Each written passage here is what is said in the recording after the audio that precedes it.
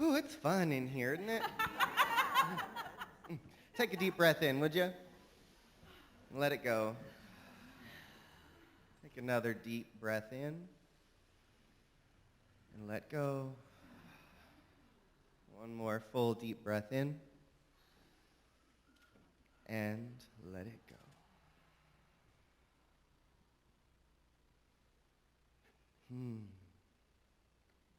So good morning again. So this year, 2023, our theme at the center and all the centers for spiritual living around the world has been living out loud, which has been this whole year-long conversation that we're having about, not just living these spiritual lives that sit on a meditation cushion and look in at ourselves, that part's important, but to take that transformation, to take that depth, to take that prayerfulness, to take that consciousness and live it out loud in the world, to live it in the way that we walk, to live it in the things that we stand for, to live it everywhere we look, so that our spirituality, so that the truth that we are seeking and contemplating and cultivating is informing our choices and informing the actions that we make in the world. Let's do that, yeah? Okay. So that's what we're doing.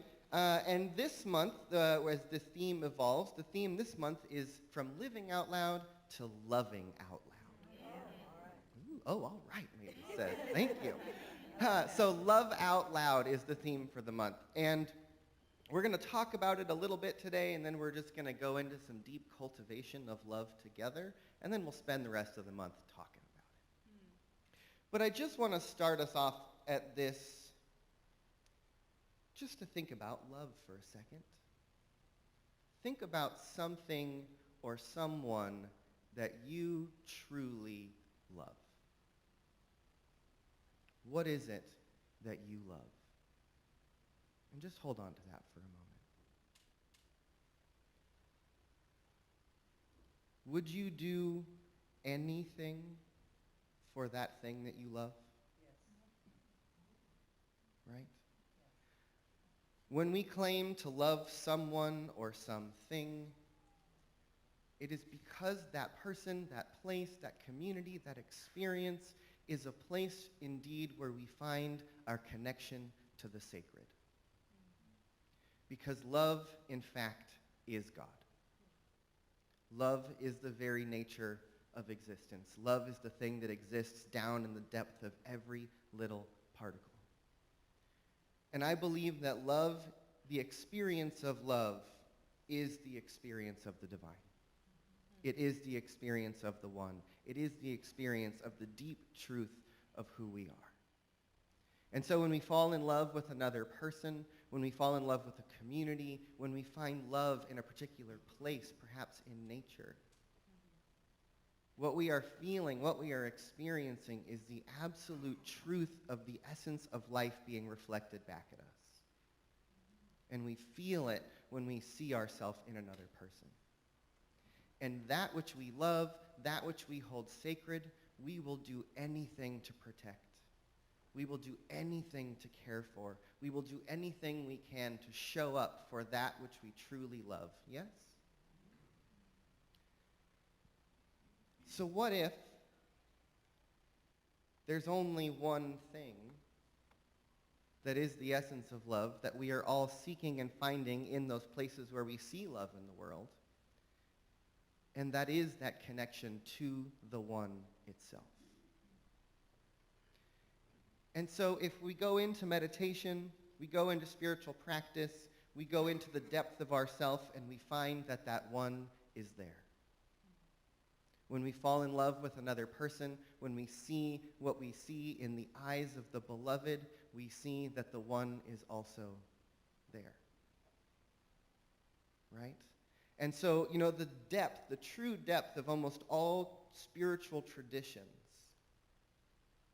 is to bring us to that access point of the love of the universe, of the love of God, that is the very fabric of existence. When Albert Einstein looked at the laws and the nature of the universe itself, he wrote in a letter to his daughter on her wedding day, "All of it, my dear, is love." What if gravity the very power that draws things towards each other is love? What if magnetism, the very force that pulls things together, is love? What if all of the forces of the universe are actually expressions of love in action, and then they show up in us through our experiences, through our interactions, through the ways that we are drawn together in love with each other, in community with each other, in family with each other, in transformation with each other. We are drawn by this force of gravity, by this force of love. And the thing that I know is that love is the greatest healing force that exists. Amen. That's right. Right? Thank you, Beth. It is. It is the absolute truth. Love is the greatest healing force that is. And I want us to be a people, we talk a lot about being a people of action in this world. And when we look out in the world and we look at the things that are wrong, we look at what's happening in the environment, we look at what's happening in our nation, we look at what's happening out there, are we motivated by what we're afraid of, or are we motivated by what we are in love with? Because if we find that we are in love with Mother Earth, we will do anything we can to protect her. If we find that we are in love with the spiritual magnificence, the God, the beloved, the one who is living and breathing inside of everyone and everything, then perhaps we would fight and stand up for the individual rights of each person because we love them so much. What would it look like to be a people who are so motivated by our love of God, by our love of self, by our love of planet, by our love of community, that those are the things that we take every ounce of energy that we have to stand up for, to fight for, to protect, to be there for, because we love them so much. Right? And I guarantee you, love is a force that is greater than fear.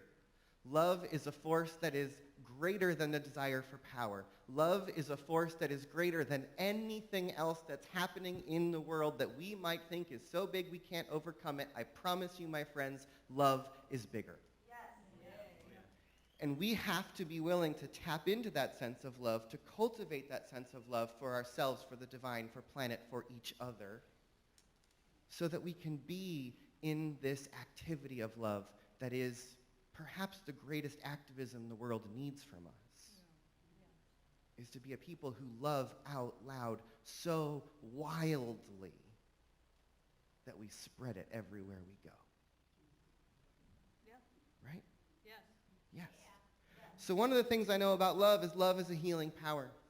And the Heart Math Institute and Lynn McTaggart's work with the Power of 8 and the Intention Experiment, they all tell us that when a group of people come together and focus on the same thing at the same time, when they activate a sense of love and they focus it on an individual, when they focus it on a group, when they focus it on a seed or a place or whatever it is, that thing is activated by the life force, by that givingness of love. And that when we pour our love into each other, it is felt. And it can have radical implications for our cells, for our blood, for our immune systems, for our skin, for all the things that we are made of are affected by love. Right?